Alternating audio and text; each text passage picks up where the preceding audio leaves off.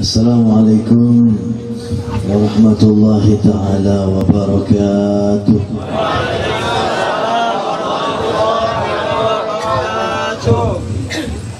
Bingung kita di menghadap kemana ya? Banyak bingung. Bismillah, mundur lagi lah. Bismillah, alhamdulillah. Alhamdulillahil munfaridi bil izzi wal jalal, المتفضل بالعطاء والإفضال، مسخر السحاب الثقال، مربي الزرع تربية الأطفال، جل عن مثل ومثال، وتعالى عن الفكر والخيال، قديم لم يزل ولا يزال يتفضل بالإنعام، فإن شكر زاد وإن لم يشكر زال. أشهد أن لا إله إلا الله الواحد الأحد الكبير المتعال، وأشهد أن سيدنا محمدا أشرف من وعظ وبشر وأنذر وقال.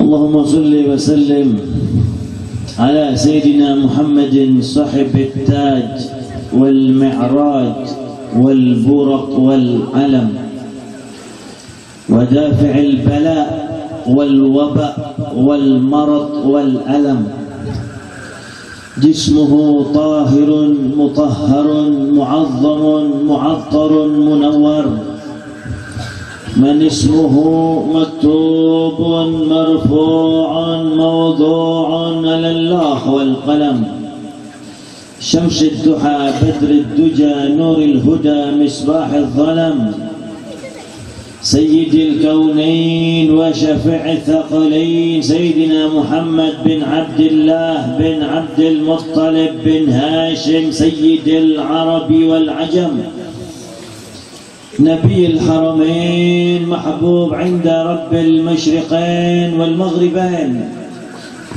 فيا أيها المستاقون لنور جماله، wahai para perindu ingin melihat wajah Nabi Muhammad, sallu alaihi wa sallimu taslima, Allahumma salli wa sallim wa barik alaihi wa ala alihi. اللهم صل على سيدنا محمد صاحب النسب الشريف وعلى آله وصحبه وسلم. قال الله تعالى في كتابه الكريم: أعوذ بالله من الشيطان الرجيم، سبحان الذي أسرى بعبده ليلا من المسجد الحرام إلى المسجد الأقصى الذي باركنا حوله لنريه من آياتنا إنه هو السميع البصير. وقال تعالى أيضا: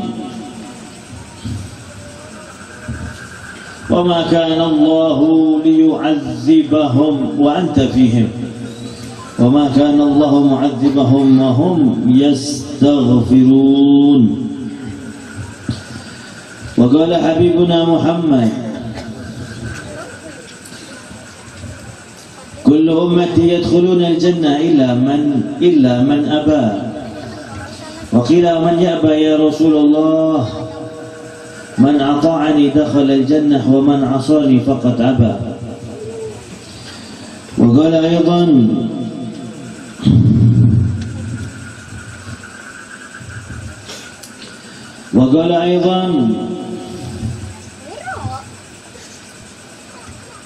اتقوا الظلم فإن الظلم ظلمات يوم القيامة.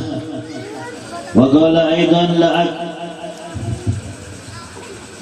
لأقعدن في مثل هذا المجلس أحب إلي من أن أعتق 4 رقاب. وكيل أي مجلس أعني كان قاصا أو كما قال النبي. رب اشرح لي صدري ويسر لي أمري واحلل عقدة من لساني يفقهوا قولي. أما بعد، Hadirin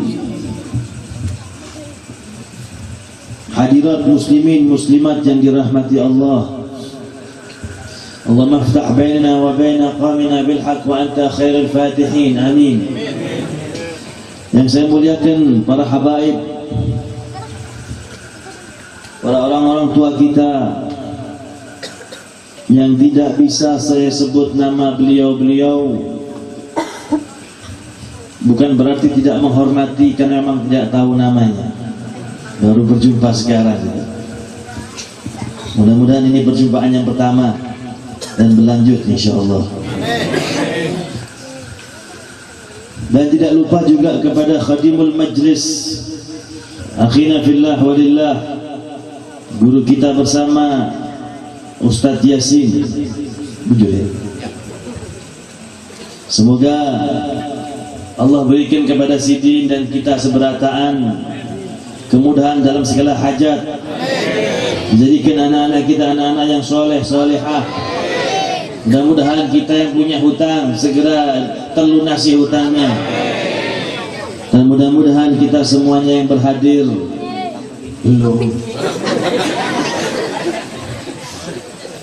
mudah-mudahan kita semua yang berhadir di majelis ini diselamatkan dari wabah. Amin.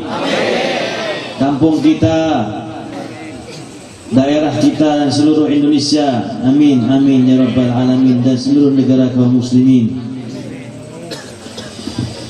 Hadirin muslimin muslimat yang dirahmati Allah,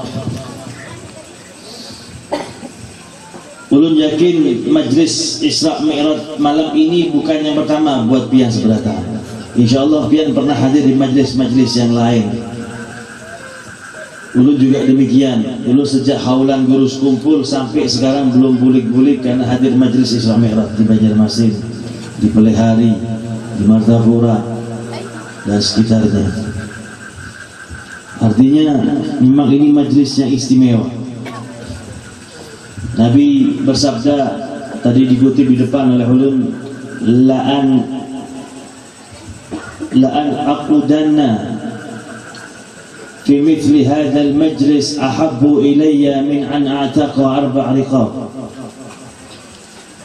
Di dalam Musnad Imam Ahmad, Nabi Muhammad pernah menyampaikan sebuah hadis. Kata beliau, duduk di majlis kisah.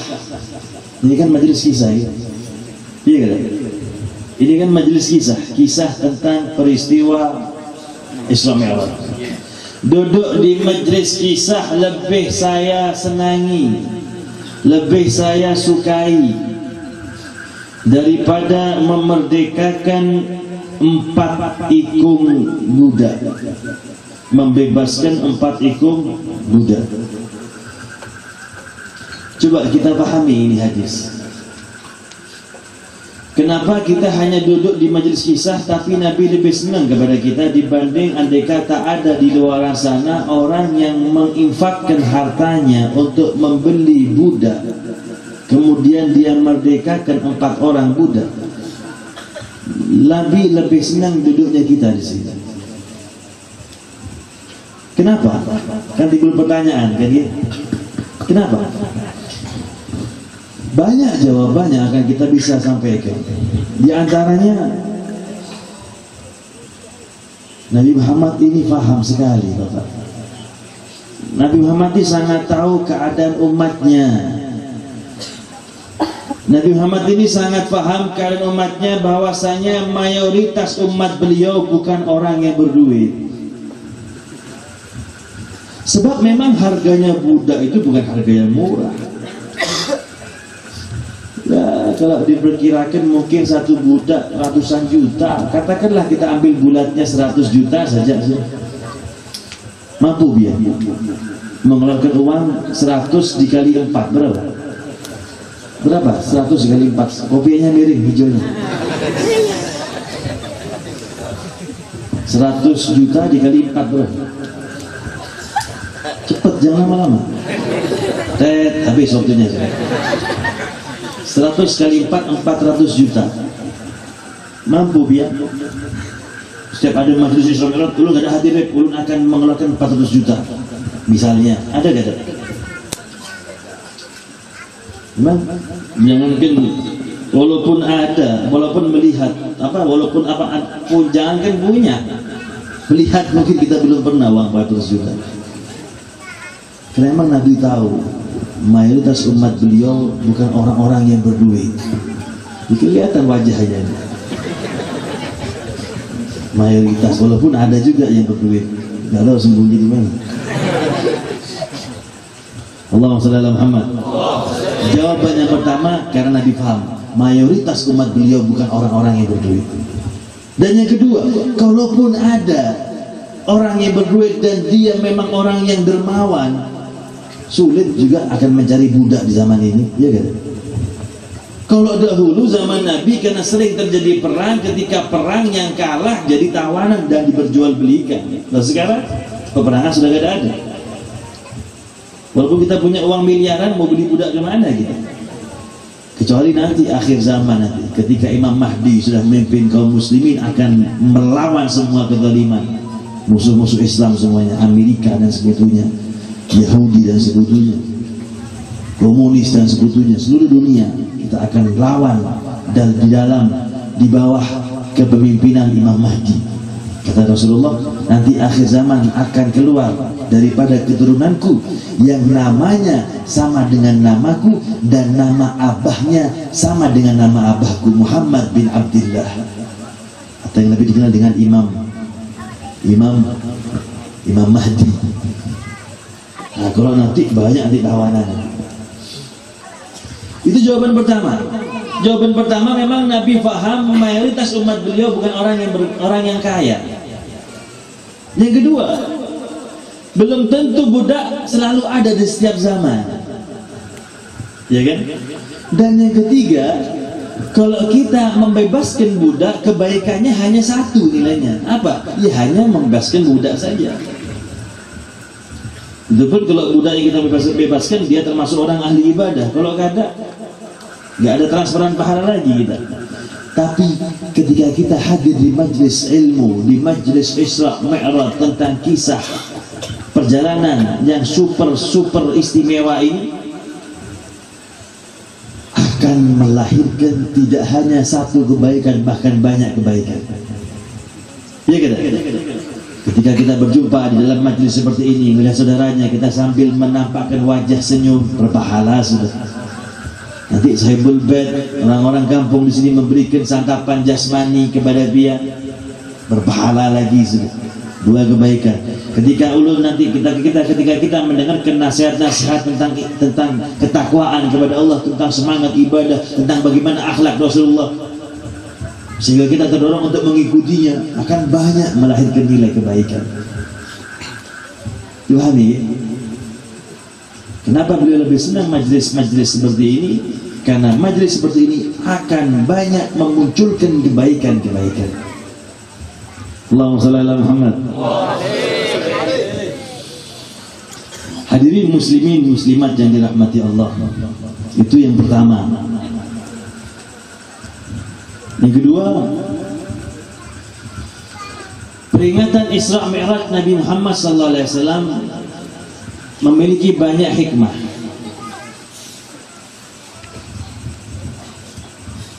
Di antaranya, di samping sebagai cara Allah untuk menghibur beliau Nabi Muhammad, karena kita tahu sering kita mendengar ya, sebelum peristiwa Isra Mi'raj itu Nabi Muhammad sedang mengalami kesedihan yang super dahsyat.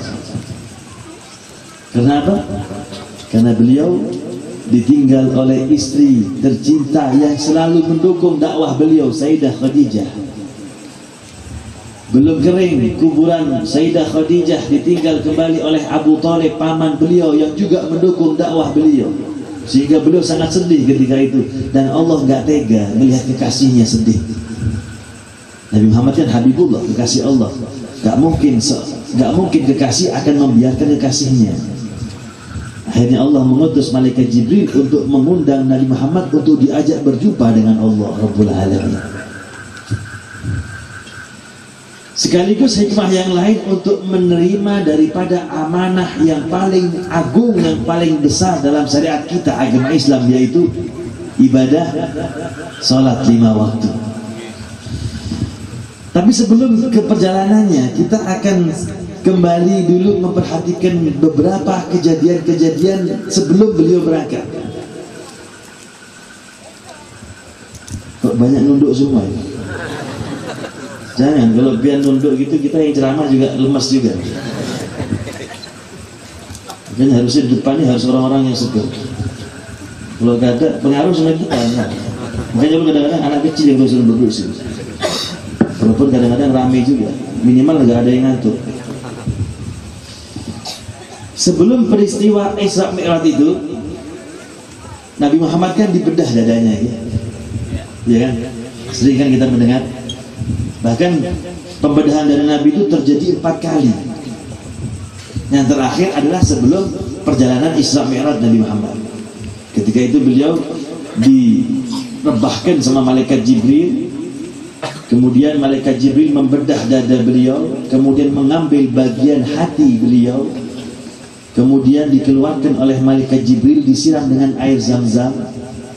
Setelah dibersihkan, dimasukkan kembali ke dalam dadanya beliau. Di sini timbul syubhat. Di sini timbul pertanyaan.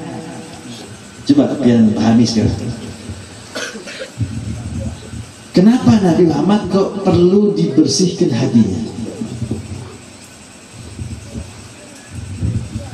Apakah hati Nabi Muhammad itu ada kotorannya sehingga perlu dibersihkan? Tidak kan? Tapi kenapa dibersihkan? Kalau memang hati Nabi Muhammad sudah bersih, suci, bahkan Nabi Muhammad adalah Nabi yang paling suci zahir batinnya dibanding para Nabi yang lain. Tapi kenapa kok dibersihkan? Dibersihkan dengan air Zam-Zam lagi. Karena itu kejadian riwayat yang menceritakan tentang pembedahan dada Nabi yang dibersihkan hatinya oleh malaikat Jibril oleh kelompok-kelompok kecil di luar ahli sunnah wal jamaah ini ditolak. Hadis tentang pembedahan dada Nabi ini sama kelompok di luar ahli sunnah, ulun nggak mau ngomong nama alirannya kata. Sebab kalau ulun ngomong promosi buat mereka. Alhasil ada satu aliran yang mana aliran ini menolak hadis tentang pembedahan dada Nabi. Apa alasan mereka? Menurut mereka ya tidak bisa diterima. Kalau satu sisi kita menerima hadis tentang pembedahan dada Nabi lalu dibersihkan hati beliau, di sisi yang lain kita juga yakin beliau adalah manusia yang paling suci zahir batinnya, tentunya hatinya pun juga paling bersih. Lalu kenapa dibersihkan? Ini kan bertolak belakang. Kalau Anda menerima yang satu, Anda harus menolak yang lain, katanya mereka. Kalau Anda menerima pembersihan hati Nabi, berarti Anda harus menolak tentang pembersihan, tentang daripada pencucian dada beliau dengan air Zam-Zam. Tidak bisa dua-duanya diterima menurut mereka. Seakan-akan iya juga kan. Dan memang di antara kita ahli sunnah wal jamaah yang awam banyak terpengaruh. Apalagi yang hidupnya di lingkungan akademik di kampus-kampus, penyebarannya lebih hebat daripada virus corona ya, aliran ini. Kadang-kadang anaknya guru, anaknya kiai, anaknya habib terpengaruh juga. Kalau corona membuat kita mati, selesai Pak. Tapi kalau kita berubah dari aliran ahli sunnah wal jamaah, penyakitnya sampai ke akhirat. Urusannya bukan hanya di dunia saja. Itu pun kalau corona bisa mematikan. Yang mematikan kan bukan corona, Allah. Kematian itu sebabnya banyak. Kalau kita hitung-hitung mana yang lebih banyak mati karena corona dengan mati selain corona. Cuman saat ini lagi rame dan media meliput semuanya sehingga kita seakan-akan tidak ada berita lain kematian selain karena sebab corona. Sampai-sampai kalau ada orang mati di saat sekarang dianggap matinya gara-gara akhirnya gak disolatkan, gak dimandikan, takut semua. Ini aliran menolak hadis tentang pembedahan dada Nabi dengan alasan kalau saya menerima hadis tentang pembedahan dada Nabi Di sisi yang lain saya harus meyakini hati Muhammad hati yang paling bersih. Ini kan bertolak belakang, kami tidak mau nerima. Maka kita akan menjawab begini. Tapi sebelum menjawab, ulun akan berikan gambaran yang lain supaya nanti bisa dipahami. Contohnya begini, ibu-ibu, orang yang makan, orang yang makan itu biasanya sebabnya karena lapar. Dan memang begitulah Nabi Muhammad, beliau ini kalau makan nunggu lapar. Kalau sudah lapar baru beliau makan. Dan beliau berhenti makan sebelum kenyang. Beda sedikit sama kita ya. Belum lapar makan lagi, sudah kenyang nambah lagi. Sudah dikasih tanda sama perutnya, tetap nambah lagi. Itu tanda Pak, supaya dia suruh berhenti, jangan nambah lagi. Nabi Muhammad itu kalau mau makan nunggu lapar dulu. Dan enak Pak, resep seperti Nabi ini enak hidupnya. Karena apa? Walaupun istrinya masak gak nyaman, asal lapar perut kita tetap nyaman masakan istri kita. Allahumma shalli ala Muhammad. Kembali kepada pertanyaan tadi. Memang biasanya orang yang makan karena sebab dia merasakan lapar. Tetapi kalau ulun balik, apakah pian bisa memastikan kalau ada orang makan pasti dia lapar sebelumnya? Ada orang makan, lalu kita ngomong, pian lapar ya? Belum tentu kan? Iya kan? Tidak semua orang yang makan itu karena sebab lapar, walaupun biasanya orang yang makan karena merasakan lapar. Tapi nggak pasti, nggak tentu. Contohnya, ya tadi di rumah sebelum berangkat sudah makan mungkin. Tapi nanti ketika panitia mengeluarkan masakan lagi makanan, pian nggak makan, apa pian makan aja? Kalau pian nggak lapar kan? Kenapa? Menunya beda, pengen tahu rasanya. Apalagi kumpul bersama berkahnya, masya Allah. Apalagi kalau yang mengajak kita tuan-tuan guru misalnya, kita berjalan di jalan lalu ketemu di jalan sama guru bahet misalnya, tiba-tiba buka kaca mobilnya, ikut ulun yuk, kemana guru? Ayo ikut ulun ada tasmiyah di rumah ulun, cucu ulun lahir. Pian tolak. Dan urusan tasmiyah kan pasti kan makan ujung-ujungnya kan. Pian tolak. Sayang, jarang-jarang guru bahet ngajak pian. Makan di rumahnya lagi. Berangkat. Maksud ulun menyampaikan ini untuk memberikan jawaban kepada kita. Anggapan mereka salah. Memang biasanya sesuatu yang kotor itu dibersihkan, tapi tidak selalu yang dibersihkan itu karena sebab kotor. Sebagaimana orang itu memang biasanya kalau makan karena sebab lapar, tapi tidak selalu kalau ada orang makan pasti dia karena sebabnya lapar. Ada sebab-sebab lain yang membuat dia memakan lagi makanannya. Karena diajak tuan guru, karena diajak kawan gratisan masuk ke warung wong Solo. Dan saya kita tolak. Saya. Begitulah Nabi Muhammad SAW. Beliau dibersihkan hatinya dengan air Zam-Zam, bukan berarti ada kotoran. Itu tuduhan yang sangat keji kepada Nabi Muhammad SAW.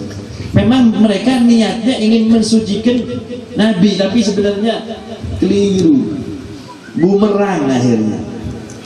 Sebabnya kalau kita tidak nolak, ini hadis sudah mulai terdahulu ulama-ulama mempercayainya, kok meyakininya, kok kita nggak ada ilmu sok-sok menentang hadis tersebut. Siapa kita, siapa ulama terdahulu? Nabi Muhammad itu beliau sudah bersih hatinya, tetapi kenapa dibersihkan? Supaya tambah bersih. Dan itu sudah dijawab oleh Al-Habib Ali Habsyi dalam kitab Sirtul Durar yang tadi dibaca oleh grup Hadrah Al-Asyiqin, para perindu Nabi Muhammad. Dibaca tadi di sana. Gimana? Wa ma akhrajal amlaku min qalbihi adza walakinnahum zaduhu tuhran ala tuhri. Tidaklah dikeluarkan daripada tubuh beliau, hati beliau itu kotoran, tidak. walakinnahu, tetapi zaduhu, ditambah tuhron ala tuhri, dari yang bersih supaya tambah bersih lagi. Sudah bersih beliau ya, kayak Bian, istri Bian pagi-pagi sudah bersih rumah. Kok tiba-tiba dapat telepon mendadak dari calon besan ingin melihat anak Bian, duhur janjian. Insya Allah Bian sebelum duhur sudah bersih-bersih lagi rumah Bian. Apakah kotor? Tidak ada, sudah bersih-bersih dari pagi. Kenapa dibersihkan lagi? Mau ada tamu calon besan. Allahumma shalli ala Muhammad. Kita baca selawat dulu ya. Ini selawat perjuangan, biar yang ngantuk-ngantuk seger kembali.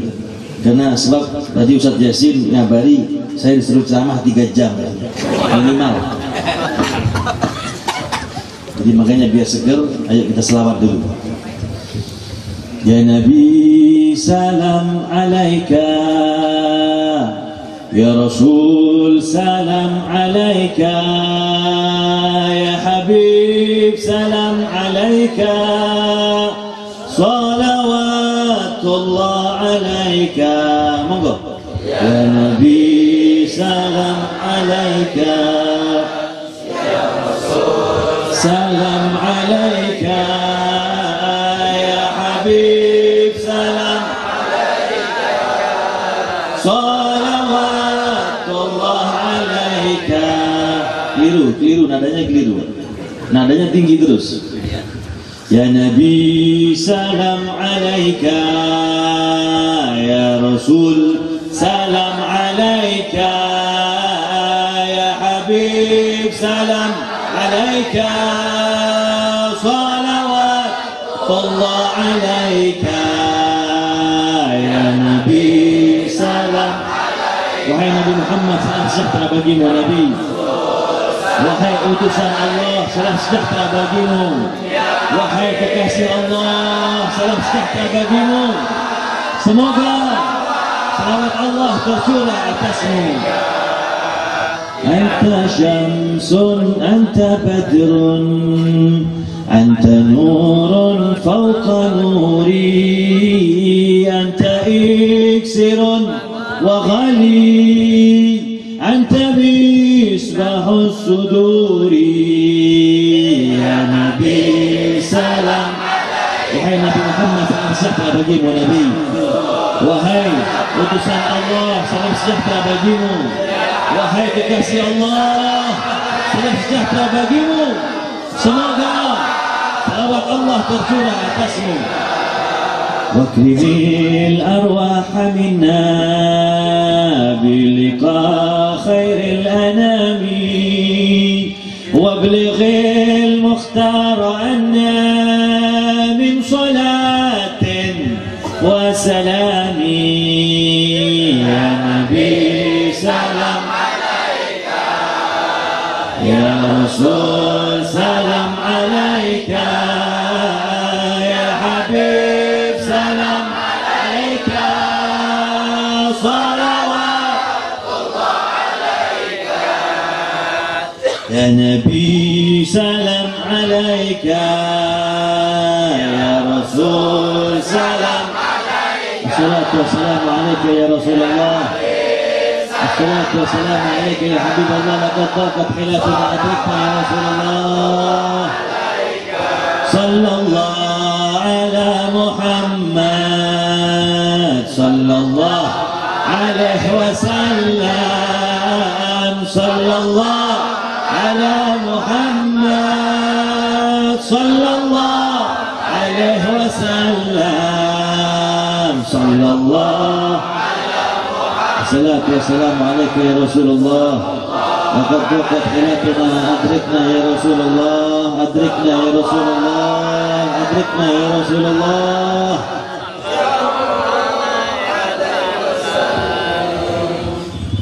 Kalau sholat salam terakhirnya, kalau sholli salim. Dalam ilmu nahwu begitu. Sallallahu ala Muhammad, sallallahu alaihi wasallam. Allahumma sholli ala Muhammad, Allahumma sholli alaihi wasallim. Allahumma sholli ala Muhammad. Itu subhat yang pertama tadi ya. Masalah hadis pembedahan dari Nabi Muhammad. Ada lagi yang juga mereka tolak tentang tawar-menawar sholatnya Nabi. Itu hadis tentang tawar-menawar sholat dari 50 waktu menjadi 5 itu tidak bisa diterima itu. Masa kayak pedagang menawar dari 50 jadi 5? Tidak mungkin, itu bukan akhlak Nabi. Nabi itu kalau sudah diperintah oleh Allah pasti beliau kerjakan apapun risikonya. Karena itu kami tidak mau terima itu hadis menurut mereka. Dan yang ketiga, lagi pula itu Nabi Musa, bagaimana mungkin dia tahu keadaan umat Nabi Muhammad kalau nggak mampu? Tentu yang mengetahui keadaan umatnya Nabi Muhammad ya Nabi Muhammad sendiri, bukan Nabi Musa. Ini subhat-subhat yang mereka tolak tentang kaitan masalah peristiwa Isra Mi'raj Nabi Muhammad.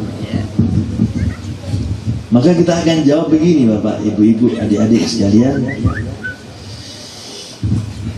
Kalau kita flashback ke belakang, apa bahasa Banjarnya flashback ini? Kalau kita turut kembali ke belakang, Nabi Musa ini sebenarnya memiliki keinginan yang tidak tersampaikan. Ketika beliau hidup, di kehidupan beliau, ketika beliau menjabat sebagai Nabi, di zaman beliau, itu beliau pernah menyampaikan keinginan kepada Allah untuk melihat Allah. Sebab Nabi Musa ini penasaran. Kenapa penasaran?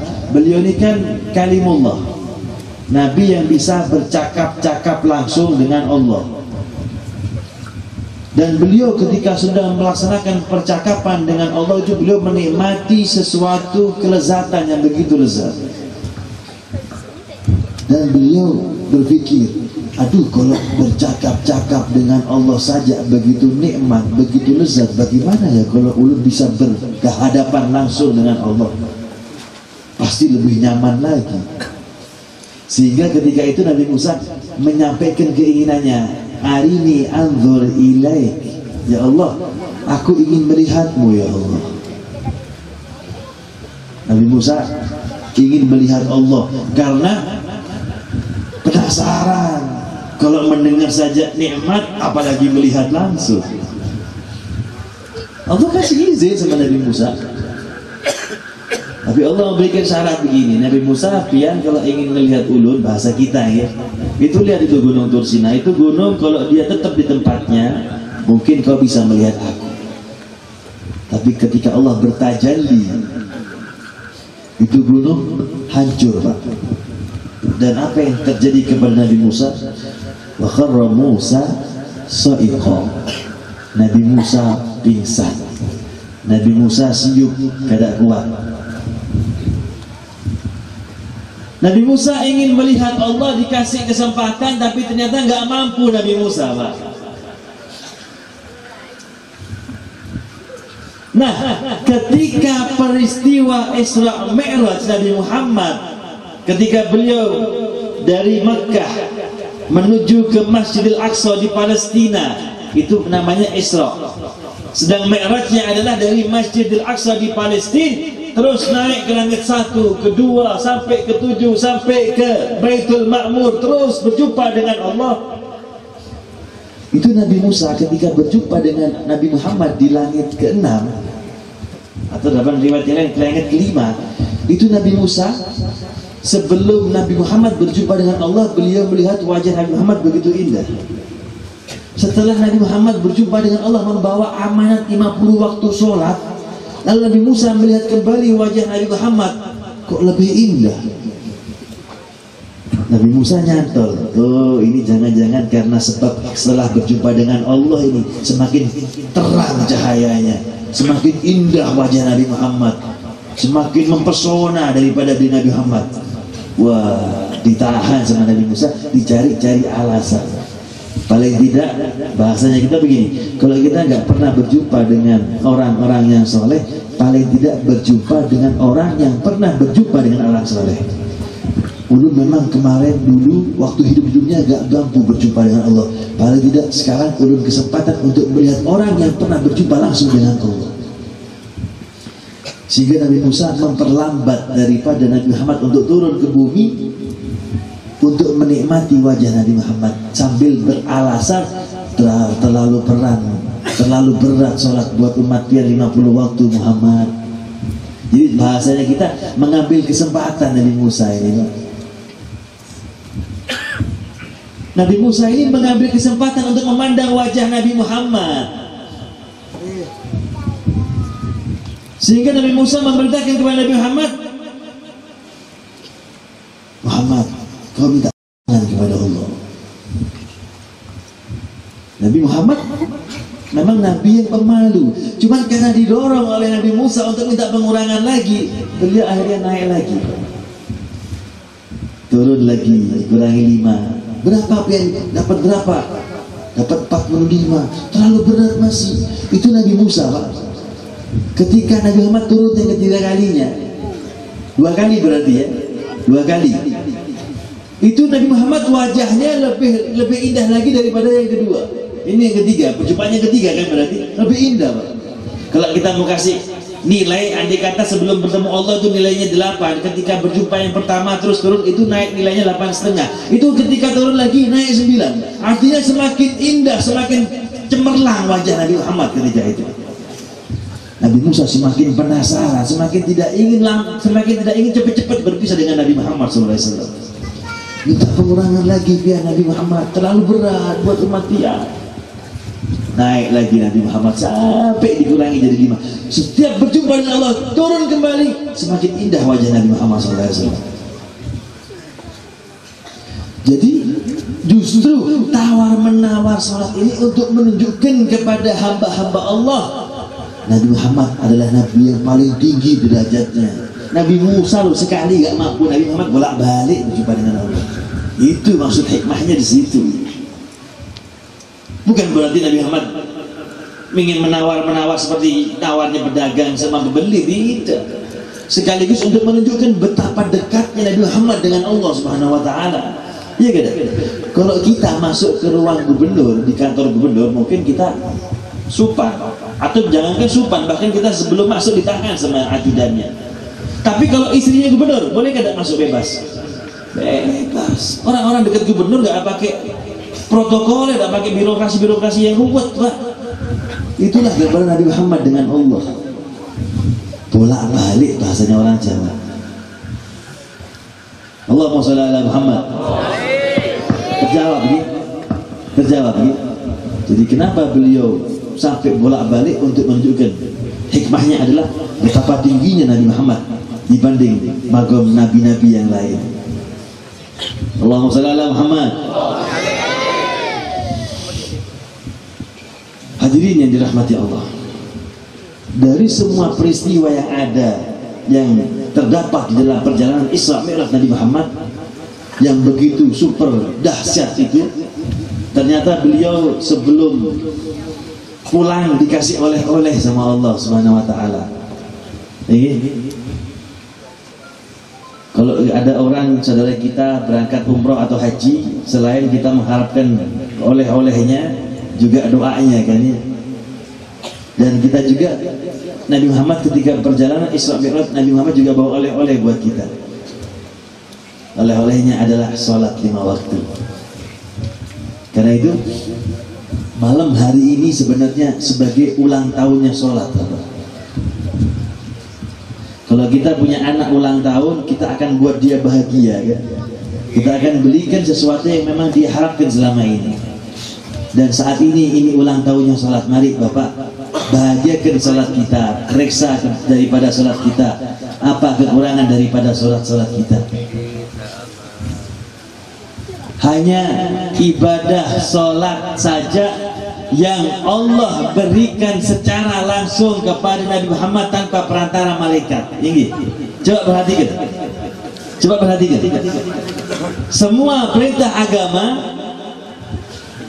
Semua perintah agama, baik itu hajikah, puasakah, bakti kepada orang tuakah, membangun masjidkah, dan seterusnya, itu Allah berikan melalui malaikat Jibril. Coba konsentrasinya ke sini. Allahumma shalli ala Muhammad. Ahlan wa sahlan. Allahumma shalli ala Muhammad.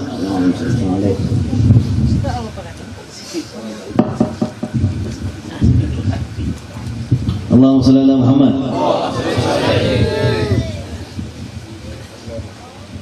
ibadah sholat satu-satunya perintah agama yang Allah berikan kepada Nabi Muhammad tanpa perantara malaikat Jibril, ya kan? Diundang langsung oleh Allah. Gambarannya begini, kalau pian punya anak mondok di Jawa, mungkin kalau pian mau titip uang untuk anak pian hanya sekedar 500.000, 400.000, mungkin pian titip sama kawan yang mau ke Jawa, ya gitu. Titiplah, di sini kita kerja sibuk haur. Tapi kalau anak pian minta kiriman 12 juta, kira-kira pian titipin apa pian berangkat sendiri ke Jawa? Berangkat sendiri, ini juta-jutaan, takut alasan dipinjam untuk ini, untuk itu sama kawan dulu. Kenapa? Lebih besar. Begitulah gambarannya. Hanya sholat yang sengaja Allah berikan langsung kepada Nabi Muhammad untuk memberikan gambaran kepada kita. Ini ibadah yang sangat utama. Karena itu Nabi pernah bersabda dalam sebuah hadis yang perlu dapatkan di dalam kitab Risyadatul Mu'awanah yang disusun oleh Abdul Haddad. Apa kata beliau? As-shalah fil Islam bimanzilatir ra's minal jasad atau kama qala. Salat itu dalam agama kita, agama Islam, itu kedudukannya seperti kepala dalam tubuh manusia. Sebagaimana tidak ada kehidupan tanpa kepala, maka tidak disebut sebagai muslim kalau tidak salat. Tegas, Pak. Kalau ada orang hidup tanpa tangan, bisa. Kita sering menemukan nggak punya kaki, ada, mereka bisa hidup. Nggak punya penglihatan, buta matanya, bisa hidup. Nggak bisa mendengar, bisa dia hidup. Nggak bisa ngomong, bisu, bisa dia hidup. Tapi pernah gak pian lihat ada orang jalan depan rumah pian tanpa kepala? Pernah? Segera baca ayat kursi dia. Hantu itu. Begitu juga kalau pian nggak melaksanakan syariat agama selain sholat, masih ada toleransi, Pak. Ada uzur mungkin. Apakah setiap orang Islam wajib berhaji? Wajib berhaji setiap orang Islam? Tidak. Haji hanya bagi yang mampu. Kalau pian mampu, ada lebih uang, pian berangkat haji memang kewajiban buat pian. Kalau pian masih banyak hutang, jangan berangkat haji, Pak. Yang wajib bayar itu hutangnya, bukan hajinya. Karena haji hanya bagi yang mampu. Karena itu salah kalau ada orang berangkat haji dengan minjem uang di bank, keliru itu. Makanya kalau ada pertanyaan, Beb, mana yang lebih didahulukan, Beb, naik haji apa bayar hutang? Ya bayar hutang, hutang itu wajib, haji itu belum mampu, berarti belum wajib ya. Seperti zakat. Zakat itu kan ada masa nisabnya, ada haulnya. Kalau belum haul kan belum wajib. Walaupun pian bisa mendahulukan sebelum masa haulnya, tapi hukumnya masih belum wajib. Haji juga begitu. Kalau belum mampu ya sudah, hutangnya dulu selesaikan. Ibadah haji tidak semua orang Islam wajib mengerjakan. Iya kan? Puasa Ramadan, apakah setiap orang Islam wajib berpuasa? Ayo, jangan takut. Tidak semua. Kalau dia orang sakit, nggak wajib dia puasa. Apalagi orang tua yang sudah pikun, nggak wajib dia puasa. Membayar fidyah dia. Atau andai kata malam hari ini adalah malam Ramadan, tanggal 28 Ramadan, ini kan 28 Rajab sekarang ya. Andai kata malam hari ini malam 28 Ramadan, ulun besok pagi gak wajib puasa. Karena ulun musafir tidak ada wajib puasa. Dipahami? Ibadah-ibadah yang lain tidak selalu orang Islam wajib mengerjakan. Haji bagi yang mampu, tidak semua orang Islam. Puasa bagi orang-orang yang memang asli penduduk setempat dan dia tidak sakit. Dan dia wajib karena dia memang sudah balik. Tapi kalau musafir gak wajib, boleh memilih ulun. Ulun puasa boleh, sah. Ulun gak ada puasa gak dosa karena ulun musafir. Zakatnya juga begitu. Apakah setiap orang Islam wajib mengeluarkan zakat? Gak ada. Bahkan kalau termasuk orang-orang yang fakir miskin bukan mengeluarkan zakat, bahkan menerima zakat dia. Tetapi kalau sholat gak ada alasan. Pian miskin, pian kaya wajib sholat. Pian haur, pian rakyat, pian pejabat wajib sholat. Pian sehat, pian sakit tetap wajib sholat. Gak Gak bisa berdiri duduk, gak bisa duduk berbaring miring, gak bisa berbaring miring berbaring telentang, gak bisa telentang dengan isyarat tangan, gak bisa juga karena kena penyakit. Karena selamat kita semua. Pakai isyarat mata, gak bisa juga pakai isyarat hati, gak bisa juga. Ya ayo disolati. Berarti sudah Abdul Dzikri fa'alam annahu itu sudah almarhum sudah. Coba lihat, sampai nggak bisa sholat akhirnya disolati. Saking pentingnya sholat. Jadi tidak ada alasan bagi kita yang mengaku sebagai muslim untuk meninggalkan sholat. Pernah kejadian di zaman Nabi Musa. Ada satu perempuan datang ke rumahnya Nabi Musa. Nabi Musa, ulun datang ke tempat pian ini, ulun mau minta bimbingan, ulun mau bertobat dari dosa ulun. Aduh, Masya Allah, yang mau bertobat tinggi. Dosa apa pian? Kok sampai datang ke sini repot-repot datang ke sama ulun? Iya Nabi Musa, ulun ini mau bertobat karena ulun ini sudah pernah melakukan perzinahan. Dan dari hasil perzinahan ulun akhirnya hamil. Dan ketika hamil ulun lahiran, lalu ulun bunuh itu anak ulun. Ulun mau bertobat sekarang. Apa? Kau berzina, terus lalu hamil, kemudian kau lahiran, kau bunuh. Keluar kau dari rumahku. Diusir sama Nabi Musa.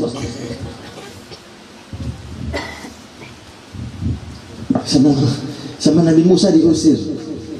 Gak lama turun malaikat Jibril. Hai Musa, kenapa kau usir dari perempuan tadi? Diceritakan, ini dosanya besar. Tahukah kau Musa? Ada yang lebih besar dari dosanya orang perempuan tadi. Nabi Musa bingung. Apa malaikat Jibril yang lebih besar daripada membunuh? Daripada berzina kemudian dia membunuh? Apa yang lebih besar daripada itu? Malaikat Jibril menjawab, orang yang sengaja meninggalkan sholat adalah lebih besar daripada dosa membunuh dan berzina.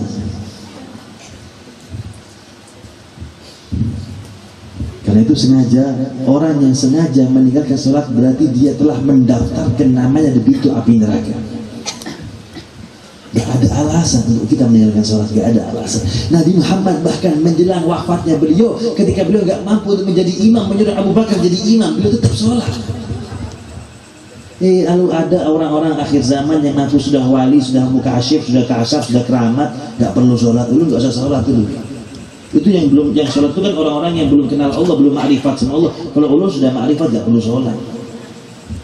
Berarti dia merasa lebih hebat daripada Nabi Muhammad. Nabi Muhammad sampai meninggal, sebelum meninggal sampai masih salat. Lalu ada orang-orang yang mengaku sudah makrifat, sudah wali, dan pakai sholat. Kalau kita mau tanya orang tentang jalan ke Jakarta, maka bertanyalah kepada orang yang sudah sampai Jakarta, kan begitu. Begitu juga kalau pian mau tanya tentang orang yang sudah mengenal Allah, makrifat sama Allah, maka nggak ada cara lain selain mengikuti jalannya Rasulullah SAW. Orang wali itu Pak jadi wali karena dia melazimi yang wajib dan menambah dengan yang sunnah. Gak mungkin ada orang wali diangkat jadi wali kalau gak melaksanakan syariat agama, gak mungkin. Gak mungkin. Nabi Muhammad tidak melaksanakan. Permisalannya mudah begini. Okay? Andai kata kita ini sekarang sama-sama kepingin merasakan buah, kepingin merasakan kue donat. Iya. Ini ulun ingin memberikan gambaran tentang pemaknaan daripada syariat, thariqat, hakikat dan ma'rifat. Syariat itu kalau kita mau contohkan seperti orang membuat kue harus menyiapkan bahan-bahannya. Iya kan? Misalnya kue donat. Bahan-bahannya kue donat apa? Ya tepung, ya telur, heng telur. Bahasa Banjarnya heng telur. Telur, mungkin ada gula sedikit, ya. Ada mentega, margarin, ada air, siapkan tempat timbanya. Itu ibaratnya syariat, Pak. Bahan-bahan itu ibarat syariat. Kalau orang ingin mengenal Allah, ya harus siapkan syariatnya, sholatnya, puasanya, hajinya, zakatnya, dan seterusnya. Ibarat bahan dasarnya yaitu syariat, itu bahan dasar. Kalau dia ingin makan donat, kalau membuat donat untuk dimakan, ya harus siapkan bahan-bahannya, tepungnya tadi. Nah, kemudian setelah siap bahan-bahannya, langkah setelahnya apa? Thariqah, jalan, cara. Makanya rukun sholat itu ada rukunnya ya. Ada syarat sahnya sholat, ada rukun sholat ada 14. Ini juga haji ada syarat sahnya. Puasa juga begitu. Buat kue juga begitu. Bagaimana caranya buat kue? Oh, pertama disiapkan timbanya, kemudian ditaruh tepungnya, lalu disiram air, lalu diaduk. Kalau manual pakai tangan, kalau kita punya mesin mixer pakai mixer. Kemudian setelah mengembang dimasukkan telurnya. Telurnya sudah ditambah garamnya, sampai masuk semua bahannya, diaduk merata, masuklah ke dalam pemanas oven, microwave, dan ditunggu setelah setengah jam katakan. Begitu juga kalau kita ingin merasakan makrifat kepada Allah, ya ayo lazimi sholat ini, dan caranya harus sesuai. Jangan keburu-buru ingin jadi wali, ada prosesnya. Tunggu dulu, istiqomahkan. Karena istiqomah itu lebih baik daripada 1000 karomah. Al istiqomah khairun min alfi karomah. Itu namanya thariqah. Setelah setengah jam dibuka microwave, keluar kue donat. Itulah hakikat. Itu hakikat. Belum ma'rifat, belum. Ma'rifat itu mengenal. Ketika pian makan donatnya, nah, ketika masuk di mulut pian, itulah ma'rifat, mengenal, tahu rasanya donat itu bagaimana. Artinya, kalau ada orang mengaku wali tapi dia meninggalkan syariat, mustahil, Pak. Mustahil jadi wali. Loh, tapi dia sakti, tapi dia keramat. Loh, orang sakti itu gak selalu dia jadi wali. Orang sakti itu tidak selalu dia pasti wali, Pak. Tidak selalu orang yang wali itu pasti sakti, dan tidak selalu orang sakti pasti dia wali. Bahkan banyak orang wali tidak demonstrasi kesaktiannya. Kalau ukuran kesaktian itu orang itu wali, berarti David Copperfield yang bisa menembus tembok Cina itu wali, ya kan? Jadi Corbuzier itu wali berarti. Sakti itu bukan ukuran orang itu wali, tidak. Bisa jadi orang yang tidak punya kesaktian atau karomah bisa jadi lebih tinggi derajatnya daripada orang yang punya kesaktian. Coba ini penting, perhatikan. Poinnya di sini. Tidak selalu orang yang sakti itu lebih tinggi derajatnya daripada orang yang tidak sakti. Bukti nyata kejadian tentang antara Nabi Khidir dengan Nabi Musa. Ini kelebihan baca surat Al-Kahfi, itu kan ada kejadian antara Nabi Khidir dengan Nabi Musa. Nabi Musa itu diperintah oleh Allah untuk berguru kepada Nabi Khidir, karena Nabi Musa ketika itu pernah merasa dirinya adalah orang yang paling beralim di masanya, sehingga Allah menegur Musa, masih ada orang yang lebih alim dari dia. Kaget Nabi Musa, siapa ya Allah kau datang itu? Akhirnya berjumpa dengan Khidir. Ketika berjumpa dengan Nabi Khidir, Nabi Musa menyampaikan keinginannya karena perintah dari Allah, ulun mau berguru dengan pian Khidir. Kada bakal mampu pian berguru sama ulun Musa. Loh, kada. Ulun perintah Allah, ulun harus mengerjakan, dan ulun akan siap untuk menjadi murid pian. Kata Nabi Khidir, iya, tapi ada syaratnya. Pian kalau mau jadi murid ulun harus banyak sabar, katanya Nabi Khidir. Siap, ulun sabar. Berjalanlah dua orang mulia ini. Ketika pertama lalu dia naiki kapal. Ini. Ketika di atas kapal, tiba-tiba Nabi Khidir, Nabi Khidir tiba-tiba merusak kapal yang dinaiki. Sehingga ketika itu Nabi Musa marah sama Nabi Khidir. Musa, kita ini dikasih tumpangan gratis, mestinya kan kita terima kasih, kita jaga kebersihan kapal, kok malah pian rusak. Nah kan, dia nggak sabar sama ulun. Oh iya, maaf, lupa. Minta maaf Nabi Musa.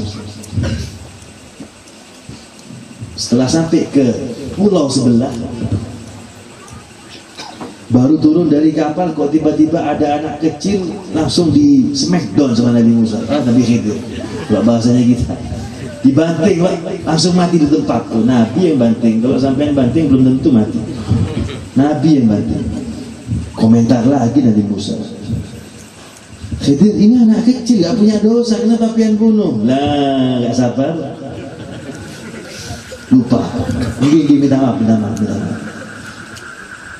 Sampai kejadian yang terakhir yang ketiga, ketika sampai di tempat perkampungan, karena bekal habis, gak ada makan, gak ada minum, gak ada alat tukar, kalau bahasa kita mungkin uang. Akhirnya dia minta bantuan sama orang-orang kampung, dan orang-orang kampung gak ada yang ngasih bantuan sama mereka. Lalu kemudian ketika Nabi Khidir melihat ada rumah temboknya yang hampir roboh, sama Nabi Khidir tiba-tiba langsung diperbaiki. Komentar lagi Nabi Musa, Khidir, kita ini minta bantuan sama orang kampung, makan, minum, gak dikasih. Lalu pian benerkan sebagian daripada temboknya mereka. Paling tidak pian tanya, ini borongan apa harian? Gak dapat upah kita, maksudnya begitu. Stop sudah Musa, kau gak mampu berguru sama ulun.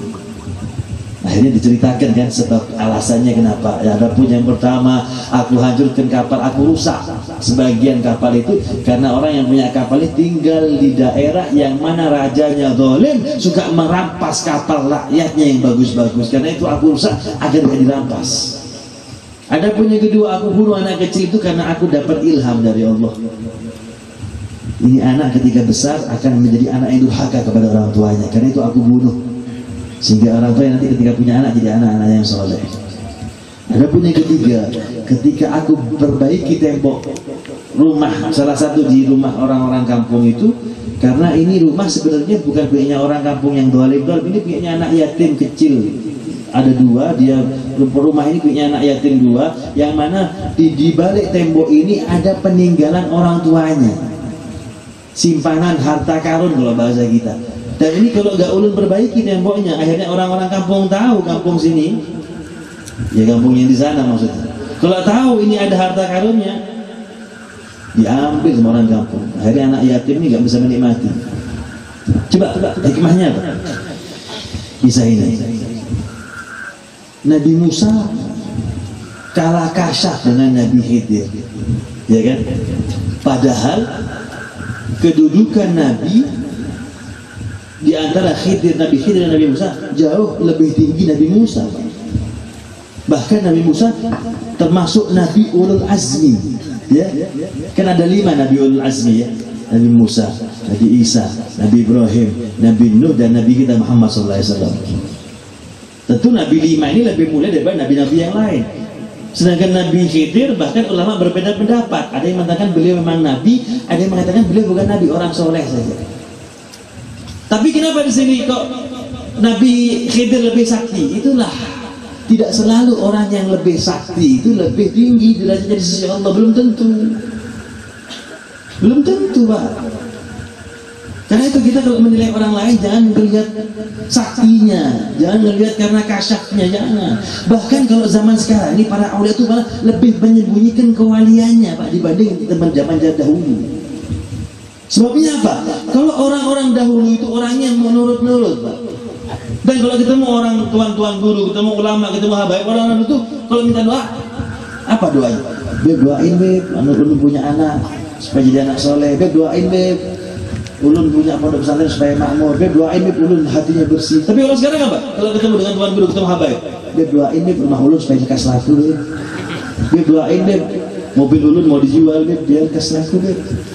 Urusan dunia kebanyakan, sehingga sering mempermainkan para aulia. Karena itu wali-wali sekarang itu menyembunyikan, Pak. Sebenarnya jumlah wali sejak dahulu sampai hari kiamat tetap sama, cuman bedanya kalau sekarang nggak tampak seperti dulu. Kalau dulu tampak Habib Soleh Tanggul, Habib Ali Habsyi, Habib Abu Bakar Gersik, kalau di Jawa tampak. Kalau sekarang bukan berarti nggak ada wali, tetap ada, Pak. Karena itu kalau kita ingin mengikuti seorang guru, seorang panutan, jangan kalau dia punya sakti baru kita jadi muridnya, jangan. Belum tentu ukuran orang itu dekat kepada Allah karena kesaktiannya. Yang kedua, hikmah dari kisah ini, kita Kalau berjumpa dengan orang yang seperti kondisinya seperti Nabi Khidir, atau bahasa agamanya majdud, iya, khariqil adah, itu jangan suka untuk menyalahkan, diam saja,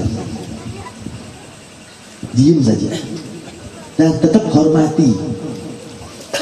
Paham ya? Kan banyak ya wali-wali majdud. Bahkan ulun pernah berjumpa dengan Al-Habib Abu Bakar bin Segaf bin Abu Bakar, cucunya Abu Bakar Gresik. Sekarang beliau tinggalnya di Nganjuk.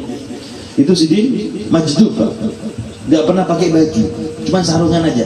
Bahkan kadang-kadang ketika nerima tamu sarungnya lepas, ya kelihatan auratnya. Tapi kita jangan main-main, harus tetap menghormati. Jangan terus gak ada mau dihormati malah pian hina, bahaya. Walak. Itu yang kedua. Jadi kalau pian misalnya ketemu tuan guru, ketemu ulama, ketemu habib yang menurut pian keluar dari syariat, diam aja sudah. Jangan komentar. Seperti Nabi Musa, minta maaf sama Nabi Khidir, ingin boleh minta maaf. Dan yang ketiga, kalau ada orang yang khilaf majdud tadi, jangan jadikan tauladan, jangan ditiru, Pak, jangan salah pian. Nanti kalau pian meniru Nabi Khidir, akan banyak anak kecil yang mati bergelipangan di kampung-kampung. Ketika ditanya sama polisi, kenapa pian bunuh anak kecil? Ulun ikut-ikut Nabi Khidir, polisi ditangkap pian. Kenapa pengen rusak mobilnya orang? Ulun ikut-ikut Nabi Khidir merusak kapalnya orang. Nggak bisa ditiru. Jadi orang khilaf itu tetap harus dihormati, tapi jangan dijadikan tauladan. Tapi harus dihormati, jangan dikomentari. Dipahami ya? Tidak semua orang yang sakti itu pasti lebih dekat kepada Allah daripada orang yang tidak sakti. Alhasil kita ini harus melazimi syariat Nabi Muhammad SAW, utamanya salat 5 waktu. Bahkan dalam hadis yang lain juga Nabi menyebutkan al-ahdu bainana wa bainal kafir as-salah. Yang terakhir ini, yang membedakan kita dengan orang-orang kafir adalah sholat, kata Nabi Muhammad. Al-ahdu ay al-farqu. Coba kita perhatikan, hanya sholat saja yang mana hanya milik orang Islam, orang non-muslim gak punya. Tapi kalau syariat agama yang lain, kadang-kadang kita punya, mereka juga punya. Contoh puasa kita punya, puasa Ramadan. Orang-orang non muslim juga punya puasa, Pak. Bahkan tegas Allah kan menyampaikan firman-Nya, ya ayyuhalladzina amanu kutiba alaikumusiyam, apa lanjutannya? Kama kutiba alal ladzina min qablikum la'allakum tattaqun. Hai orang-orang yang beriman, diwajibkan atas kalian berpuasa sebagaimana telah diwajibkan atas orang-orang sebelum kalian, agar kalian bertakwa. Kewajiban puasa bukan hanya untuk umat Nabi Muhammad, bahkan umat terdahulu juga mendapatkan kewajiban puasa. Bahkan saat ini ada agama lain yang di luar agama Islam juga mengerjakan puasa. Insya Allah 2 hari lagi. Pian lihat tanggal nggak tadi? Tanggalan pian kan ada tanggal merah 2 hari lagi ya. Sehari apa 2 hari lagi? Hari raya apa ya? Hari raya apa? Nyepi. Umat Hindu di Bali itu kalau hari raya Nyepi, Pak, itu mereka puasanya 24 jam dari jam 12 malam sampai jam 12 malam lagi. 24 jam. Tidak hanya nggak makan, nggak minum, bahkan nggak boleh ngomong. Bahkan nggak boleh menghidupkan api, listrik nggak boleh. Karena itu ketika hari raya Nyepi, itu listrik PLN mematikan dari pusat. Jadi ketika hari raya Nyepi itu Bali gelap gulita. Akhirnya apa? Bandara Ngurah Rai tutup. Karena ulun tahu, soal ulun di Banyuwangi, Pak. Ulun tinggal di Banyuwangi. Banyuwangi itu ujung Jawa Timur. Kalau nyebrang naik kapal sudah sampai Bali. Sehingga kadang-kadang, bukan kadang-kadang, seringkali ulun perhatikan 3 hari sebelum hari raya Nyepi itu banyak orang Bali yang ke Jawa, Pak, ke Banyuwangi. Kenapa? Nggak betah di Bali, gelap. Jadi mereka lebih berat puasanya, Pak. Karena itu kalau pian ketika ketemu sama orang asing, ketika pian kasih makanan, dia menolak, mengatakan saya puasa, pian jangan merasa yakin dia orang Islam, belum tentu. Jangan-jangan dia orang Bali yang ada di Banjarmasin. Pas Nyepi gak sempat pulang ke Bali, kan banyak orang trans kan. Puasa kita punya, non-muslim juga punya. Ibadah ke tempat suci kita punya, Makkah, Madinah, non-muslim juga punya. Orang-orang Kristen punya tempat suci, tempat tahirnya Nabi Isa, namanya Baitul Lahmin, atau yang sering kita mendengar mungkin Bethlehem. Orang Yahudi juga punya tempat suci namanya Tembok Ratapan. Agama lain juga punya tempat suci. Pian ketemu orang ditanya sama Pian, mau kemana Pian? Ulun mau ke tempat suci Ulun. Wah, Pian mau ke Mekah Madinah ya? Belum tentu. Jangan-jangan mau ke Bethlehem dia. Bukan orang Islam dia. Ada orang membagikan hartanya untuk orang-orang miskin, lalu Pian yakin, oh dia orang Islam. Belum tentu. Non-muslim juga punya ibadah sosial, bahkan kepada yang muslim mereka bantu kadang-kadang. Karena mereka kebetulan tinggal di seorang orang muslim, kadang-kadang mereka peduli sama orang-orang muslim yang miskin, kalah dengan kita yang muslim, peduli dengan saudara yang lain. Tapi kalau pian, walaupun pian datang ke negara yang minoritas muslim, misalnya datangnya pian ke Rusia atau pian datang ke Amerika, lalu pian dapati di tempat itu, di negara itu, di satu jalan pian dapati ada orang dia melakukan gerakan-gerakan sholat, takbir, rukuk, sujud, nggak usah pian tanya, Pak, pasti dia orang Islam. Al-ahdu bainana wa bainal kafir as-salah. Yang membedakan kita dengan orang kafir adalah sholat. Karena itu mari kesimpulannya, peristiwa Isra ini sebagai ulang tahunnya sholat. Mari kita koreksi kembali sholat kita. Dan ingat ibu-ibu, Nabi Muhammad itu tidak pernah sholat 5 waktu sendirian, tidak pernah. Sejak disyariatkan kewajiban sholat 5 waktu setelah Isra Mi'raj, Nabi Muhammad tidak pernah mengerjakan sendiri. Karena itu kalau memang pian mengaku sebagai pecinta Nabi, buktikan cinta kepada Nabi dengan melaksanakan sunnah Nabi dengan berjamaah sholat 5 waktu. Amin. Insyaallah ya. Sebab apa? Kita ini kalau sholat sendiri, Pak, seleksi malaikat itu untuk menerima sholat kita lebih ketat. Ibaratnya seleksinya itu berat. Dilihat dulu bacaannya bagaimana, bajunya, ininya, itunya. Tapi kalau pian berjamaah, barokahnya jamaah, walaupun pian nggak khusyuk, tetap diterima sama Allah. Jadi pian jangan beranggap kalau sudah sah, sudah pas rukunnya lalu diterima. Belum tentu. As-sah itu belum tentu diterima sama Allah. As-sah itu memang gugur kewajiban, tapi diterima belum tentu. Karena itu Sayyidina Ali pernah mengatakan, andai kata aku tahu satu sholatku diterima sama Allah, itu sudah membuat aku bahagia. Sayyidina Ali yang ngomong gitu, apalagi ukuran sholatnya kita. Tapi kalau pian berjamaah, walaupun khususnya mungkin pas takbiratul ihram saja, diterima sama Allah. Sama gambarannya pada ibu-ibu kalau beli buah mangga misalnya di toko buah, kalau pian mungkin beli sekilo kan dapatnya kan mungkin 3 buah ya. Tapi ketika membelinya tuh milih ya, dilihat dulu, agak kecil dikembalikan, dilihat lagi yang lain, agak pesok sedikit kurang bagus dikembalikan. Kenapa? Dia belinya cuma 3, milih dia. Tapi pedagang itu ketika mereka memborong belanja mangganya sampai tontonan, apakah mereka melihat satu-satu? Tidak ada borongan. Datang ke rumahnya orang yang punya pohon mangga, dilihat mangganya banyak, ya ulun borong nih 1 pohon 1 juta. Mau kecil kayak, mau bosok, mau besar, diterima semua. Itulah gambaran kalau orang sholat sendiri diperiksanya lebih ketat. Tapi kalau berjamaah, barokahnya jamaah diterima semua. Amin. Mudah-mudahan apa yang kita dengarkan bermanfaat, dan buat ulun khususnya dan buat pian seberatan. Itulah yang dapat saya sampaikan. Kurang lebihnya mohon dimaafkan. Wassalamualaikum warahmatullahi taala wabarakatuh.